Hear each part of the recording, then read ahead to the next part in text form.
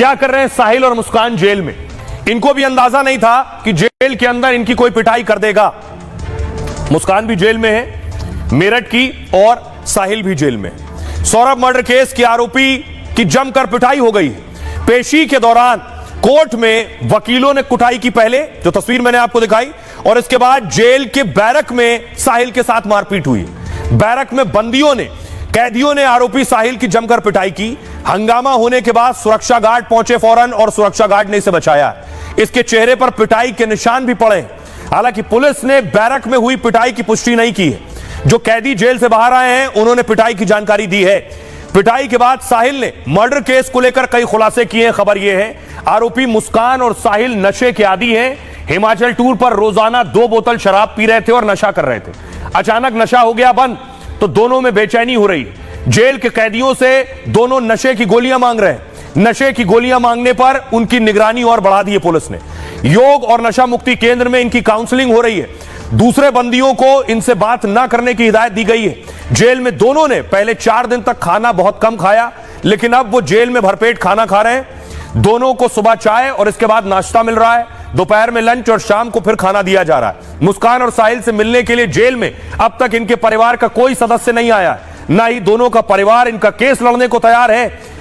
ऐसे में दोनों के आवेदन पर इन्हें सरकारी वकील मुहैया कराया जाएगा। साहिल और मुस्कान जेल में टीवी देख रहे हैं। जानकारी जेल के अंदर से जो मिल रही है, जेल की बैरक में टीवी लगा है दोनों के। ऐसे में जब भी टीवी चलता है दोनों टीवी के सामने बैठ जाते हैं और हर समय टीवी पर नजर रखते हैं।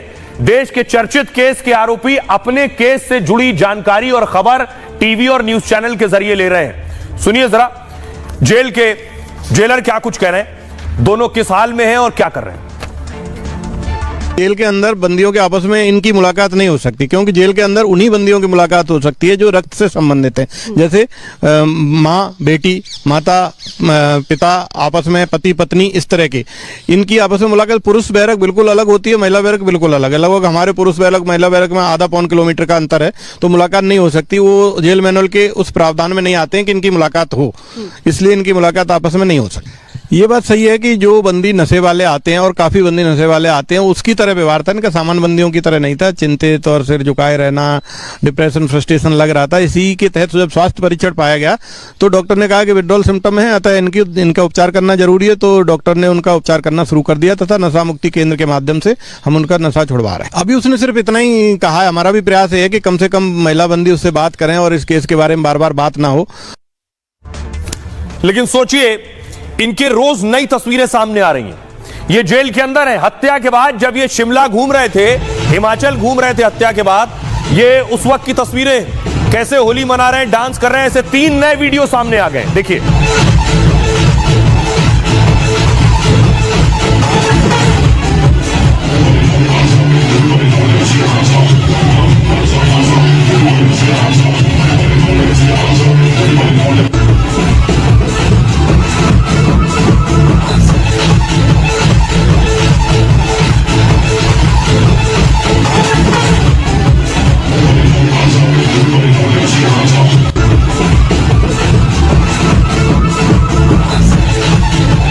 लेकिन हत्या के बाद कई खुलासे हो रहे हैं कि मर्डर की प्लानिंग और इस हत्या की रिहर्सल भी इन्होंने की थी। कैसे की थी वो देखिए जरा। मेरठ के सौरभ मर्डर केस में हर दिन एक खुलासा हो रहा है और पुलिस की जांच में हथियार को लेकर भी खुलासा हुआ है। 22 फरवरी को मुस्कान ने 800 रुपए के 2 चाकू खरीदे दरअसल, और इस चाकू से मुस्कान और साहिल ने हत्या का रिहर्सल किया है। पहले करीब 8 दिनों तक दोनों ने सौरभ की हत्या का रिहर्सल किया। सूत्रों के मुताबिक मुस्कान अपने हाथ से चाकू नहीं चला पा रही थी, इसलिए हत्या के लिए मुस्कान एक उस्तरा भी खरीद कर लाई थी कि चाकू नहीं चल रहा है तो उस्तरा खरीद लिया। सीने पर चाकू से 3 वार के बाद मुस्कान ने उस्तरे से गला काटा है। उसके बाद चाकू से वार कर साहिल ने शरीर को सिर से अलग किया है। पुलिस ने वारदात में शामिल उस्तरे को भी बरामद कर लिया है। फोरेंसिक टीम उस्तरे पर सौरभ के खून के निशान उसे मिल गए। पहले ड्रम में शव के ऊपर मिट्टी डालकर कोशिश ये थी मुस्कान की कि इसमें पौधा लगा देंगे। जो मुस्कान हाथ में लिए है पौधा लेकर आई थी कि ड्रम में शव डालेंगे, सीमेंट डालेंगे, मिट्टी डालेंगे और फिर पौधा लगा देंगे। ड्रम में शव के ऊपर मिट्टी डालकर पौधा लगाने का विचार था इनका, लेकिन शव से बदबू के डर से मुस्कान ने ऐसा नहीं किया। इसके बाद ड्रम में सीमेंट डालकर शव को पैक कर दिया था। सौरभ को मुस्कान और साहिल के रिश्तों के बारे में पता चल चुका था। सौरभ का लंदन का जो वीजा था दरअसल वो एक्सपायर हो गया था। वो दोबारा वीजा बनवाने के लिए भारत आया था। इस बार वो चाहता था कि अपनी बेटी को भी अपने साथ ले जाए लंदन।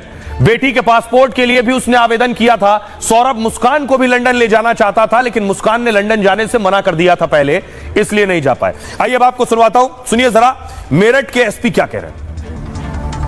काफ़ी हमें कॉन्क्रीट एविडेंस मिले जिसमें साफ प्रतीत होता है इन लोगों ने, 2 लोग शामिल थे। इनके फ़ोन के रिकॉर्ड्स भी हमने चेक किए हैं। अभी फ़िलहाल हम लोग एविडेंस कलेक्शन का काम कर रहे हैं। जो भी जहाँ ये लोग गए थे, जहाँ से इन्होंने परचेजिंग की थी सैंड वगैरह और सब ड्रम्स वगैरह की, सबके स्टेटमेंट्स नोट किए जा चुके हैं। इनसे भी रिमांड पर लेकर हम लोग विस्तृत रूप से पूछताछ करेंगे ताकि इनका मोटिव जान सकें और विस्तृत कि मोटिव क्या था, ये लोग क्या करने वाले थे, अगर डिस्पोज करने का इरादा तो कहाँ ये बॉडी को डिस्पोज करते। सभी तथ्यों की जानकारी की जा रही है और फिलहाल जो भी हमें लग रहे हैं तथ्य इंपॉर्टेंट है, एविडेंस का पार्ट बनाए जा सकते हैं, उनको विवेचना में शामिल किया जाएगा। और ऐसे में हमारी कोशिश है जल्द से जल्द चार्जशीट करने की, ताकि हम लोग प्रभावी पैरवी कर इन्हें सख्त से सख्त सजा दिलवा सकें।